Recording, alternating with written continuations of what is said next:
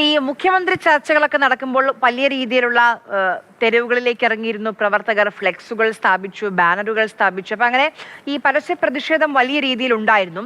അതിൽ വിമർശനം പറയുകയാണ് UDFന്റെ കൺവീനറായ അടൂർ പ്രകാശ്. തെരുവിൽ യുദ്ധമുണ്ടാക്കി എന്തെങ്കിലും നേടിയെടുക്കാമെന്ന് ആരും കരുതേണ്ട.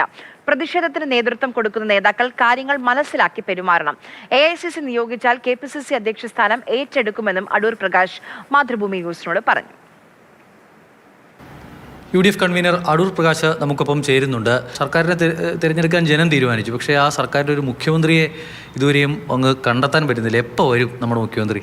AICC തീരുമാനിക്കുന്നതനുസരിച്ച് മുഖ്യമന്ത്രി ആരായിരിക്കും എന്ന് നിങ്ങളെയും പ്രത്യേകിച്ച് അറിയിക്കുന്നതാണ്. ഹൈക്കമാൻഡ് കാര്യങ്ങളെല്ലാം ശ്രദ്ധയിൽപ്പെടുത്തിയിട്ടുണ്ട്. അവർ കാര്യങ്ങൾ ചർച്ച ചെയ്തിട്ടുണ്ട്. അപ്പോൾ തീർച്ചയായിട്ടും ആ ചർച്ചകളുടെയൊക്കെ അടിസ്ഥാനത്തിൽ എന്ത് എന്ന തീരുമാനം ഉടൻ തന്നെ അവരെടുക്കുന്നതാണ്. തെരുവിൽ ചില പ്രകടനങ്ങളും ചില പ്രശ്നങ്ങളും ഒക്കെ ഉണ്ടായിരുന്നു, പക്ഷേ ഇപ്പോൾ അത് നിങ്ങൾ കെട്ടിറങ്ങിയിട്ടുണ്ട്. ഇതൊരു കൂൾ ടൈം, അങ്ങനെയാണ് പല നേതാക്കളും ഇതിനെ വിശേഷിപ്പിക്കുന്നത്. തെരുവ് യുദ്ധത്തിലൂടെ എന്തെങ്കിലുമൊക്കെ നേടിയെടുക്കാം എന്ന് ആരെങ്കിലും കരുതുന്നുണ്ടെങ്കിൽ അത് തെറ്റാണ്. ആ തെരുവ് യുദ്ധത്തിലൂടെ പാർട്ടി പ്രവർത്തകരെ വിഭജിച്ച് പല തട്ടിലാക്കാൻ വേണ്ടിയുള്ള ശ്രമം ഇവിടെ ഉണ്ടാക്കിയെടുക്കാൻ വേണ്ടി ആളുകൾ മുമ്പോട്ട് വരുമ്പോൾ അതിലുണ്ടാകുന്ന ക്ഷീണം ചെറുതല്ല, വളരെ വലുതാണ്.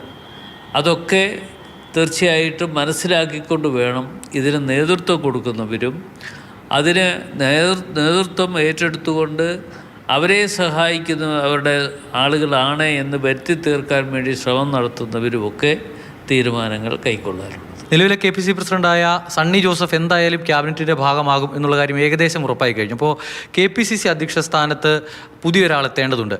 കഴിഞ്ഞ തവണ ആ ചർച്ച നടന്നപ്പോൾ ഏറ്റവും പ്രധാനപ്പെട്ട പേരുകളിലൊന്നായി നിന്നിരുന്നത് ശ്രീ അടൂർ പ്രകാശിൻ്റെ പേരാണ്. ഇത്തവണ അങ്ങനെ ഒരു സാധ്യത തേടുന്നുണ്ട്, അങ്ങനെ ഒരു ക്ലെയിം വെക്കുന്നുണ്ട്? അല്ല, ഞാൻ ഒന്നും ചോദിച്ചു വാങ്ങിയിട്ടുള്ള ആളല്ല.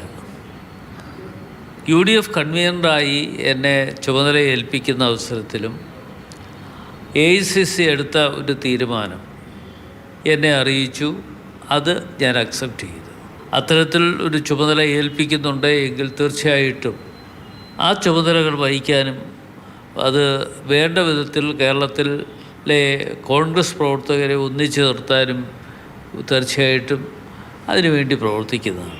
എന്തായാലും കോൺഗ്രസിൻ്റെ മുഖ്യമന്ത്രി എത്രയും വേഗം എത്തട്ടെ, ക്യാബിനറ്റ് ഉടൻ തന്നെ ഉണ്ടാകട്ടെ. എല്ലാവിധ ആശംസകളും. Thank you.